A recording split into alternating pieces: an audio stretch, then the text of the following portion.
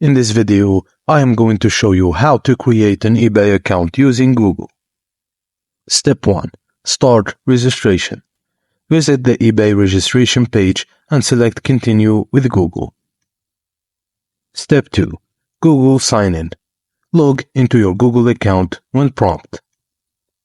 Step 3. Accepting permissions. Allow eBay to access your Google public profile and email address. Step 4. Choose the email address you wish to use for your eBay account and confirm. 5. Click Create Account to proceed. 6. Enter your contact address and telephone number in the next step. And then eBay will use the provided information to set up your account and send the confirmation email. If your Google email is already linked to an existing eBay account, you'll need to input your eBay password to link the accounts. And that's it, guys. Thank you for watching, and please don't forget to like and subscribe for more.